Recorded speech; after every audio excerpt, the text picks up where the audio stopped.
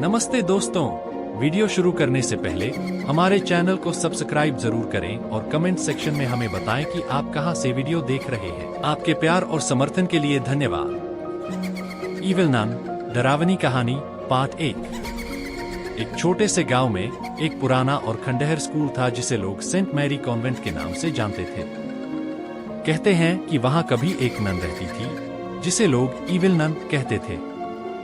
उसकी कहानी दिल दहला देने वाली थी। पिछली घटनाएं। कहानी के अनुसार स्कूल के बच्चे उसकी सख्त और डरावनी आदतों के शिकार हो गए थे। वह बच्चों को सजा देने के लिए अजीब और खौफनाक तरीकों का इस्तेमाल करती थी। एक दिन कुछ बच्चों ने स्कूल छोड़ने की कोशिश की, लेकिन वो गायब हो गए। इसके बाद नन पर आरोप लगे कि वह बच्चों की आत्माओं को कैद कर रही है। लोगों ने गुस्से में आकर उसे स्कूल के नीचे बने तहखाने में बंद कर दिया, लेकिन वह तहखाने से बाहर कभी नहीं आई। आज की कहानी। कई साल बाद एक लड़का अर्जुन, जो गांव में नया था, अपने दोस्तों के साथ उस खंडहर स्कूल में गया। अर्जुन को भूत प्रेत की कहानियों पर यकीन नहीं था। उसने चुनौती ली कि वह स्कूल के अंदर पूरी रात बिताएगा। रात के अंधेरे में जब सब कुछ शांत था, अर्जुन ने अजीब आवाजें सुनी। ऐसा लगा जैसे किसी के कदमों की आवाज हो। वह आवाज उसे तहखाने की ओर ले गई। तहखाने का दरवाजा जंग लगा और भारी था, लेकिन जैसे ही उसने दरवाजा खोला, ठंडी हवा का झोंका उसके चेहरे पर पड़ा। अंदर अंधेरा और सन्नाटा था। तभी उसने देखा कि दीवारों पर बच्चों के नाम लिखे थे। उन नामों के नीचे खून के धब्बे थे। अचानक एक झंझनाहट भरी हंसी गूंजी और इविल नन उसके सामने आ गई। उसकी आंखें लाल और चेहरे पर गुस्से और नफरत की झलक थी। अर्जुन की आप बीती। अर्जुन ने भागने की कोशिश की, लेकिन दरवाजा अपने आप बंद हो गया। नन ने उसे घेर लिया और कहने लगी, तुमने मुझे क्यों जगाया? अब तुम भी इन बच्चों की तरह हमेशा यहीं रहोगे। अर्जुन ने अपनी जान बचाने के लिए नन से माफी मांगी। तभी उसे एक पुरानी किताब मिली जिसमें नन को शांति देने का तरीका लिखा था। उसने किताब में लिखे मंत्र पढ़े और आखिरकार नन की आत्मा को शांति मिली। सुबह होने पर अर्जुन थका हुआ और सहमा हुआ स्कूल से बाहर निकला, लेकिन उसके दोस्तों ने देखा कि अर्जुन की आंखें बदल चुकी थी। क्या वह सचमुच बच पाया था या नन ने उसकी आत्मा पर कब्जा कर लिया? यह सवाल आज भी अनसुलझा है। खत्म। इविल नन, अगली कहानी। नया रहस्य। अर्जुन के स्कूल से लौटने के बाद गांव में अजीब घटनाएं शुरू हो गई। लोग दावा करते थे कि रात में स्कूल से बच्चों के रोने और हंसने की आवाजें सुनाई देती थी। कुछ लोगों ने अर्जुन को बदलते हुए भी देखा।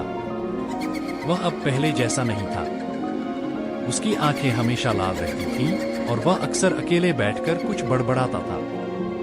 एक दिन अर्जुन के दोस्त रीना और कबीर उससे मिलने आए। वे जानना चाहते थे कि स्कूल में असल में क्या हुआ था, लेकिन अर्जुन चुपचाप उनकी ओर देखता रहा। जब उन्होंने ज्यादा जोर दिया तो अर्जुन ने गुस्से में कहा, तुम लोग क्यों पूछ रहे हो? अब वह स्कूल तुम्हारा इंतजार कर रहा है। स्कूल में वापसी। रीना और कबीर को एहसास हुआ कि कुछ गड़बड़ है। उन्होंने तय किया कि वे स्कूल में जाकर सच्चाई का पता लगाएंगे। रात के अंधेरे में वे स्कूल पहुंचे। अंदर कदम रखते ही उनकी टॉर्च बंद हो गई। चारों ओर अंधेरा और अजीब सी ठंड थी। वे धीरे धीरे तहखाने की ओर बढ़े। तहखाने का दरवाजा पहले से ही खुला था। अंदर घुसते ही उन्होंने देखा कि दीवारों पर और भी ज्यादा नाम लिखे हुए थे।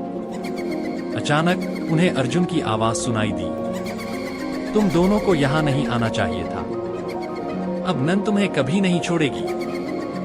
मुठभेड़। तभी नन की परछाई उनके सामने आ गई। वह हवा में तैर रही थी और उसकी हंसी से तहखाना गूंज उठा। नन ने कहा, तुम सब मेरे खेल का हिस्सा बनोगे। उसने अपना खौफनाक चेहरा दिखाया और रीना को पकड़ने की कोशिश की। रीना और कबीर ने बचने की कोशिश की, लेकिन तहखाने के दरवाजे बंद हो गए। तभी कबीर ने देखा कि वहां एक पुरानी घंटी टंगी हुई थी। उसने सुना था कि वह घंटी नन को रोक सकती है। कबीर ने घंटी बजाने की कोशिश की, लेकिन नन ने उसे हवा में उठा लिया। रीना ने हिम्मत जुटाई और एक भारी लकड़ी से घंटी बजा दी। घंटी की आवाज से तहखाने में कंपन हुआ और नन दर्द से चीखने लगी। अंत या नई शुरुआत। घंटी की आवाज के साथ नन गायब हो गई। दरवाजा खुल गया और रीना और कबीर बाहर भागे। लेकिन जब वे अर्जुन के पास पहुंचे तो उन्होंने देखा कि वह गायब था। गांव के लोग कहते हैं कि स्कूल अब शांत है, लेकिन हर पूर्णिमा की रात वहां से घंटी की आवाज और बच्चों की चीखें सुनाई देती हैं। रीना और कबीर अब भी सोचते हैं कि अर्जुन कहां गया। क्या वह नन की कैद में है, या उसने खुद को नन में बदल लिया? यह रहस्य अब भी जीवित है। खत्म। अगर आपको हमारा वीडियो पसंद आया हो तो इसे लाइक करें, अपने दोस्तों के साथ शेयर करें और नए वीडियो के लिए हमारे चैनल को सब्सक्राइब करना न भूलें। आपके समर्थन से हमें और भी बेहतर कंटेंट बनाने की प्रेरणा मिलती है। धन्यवाद।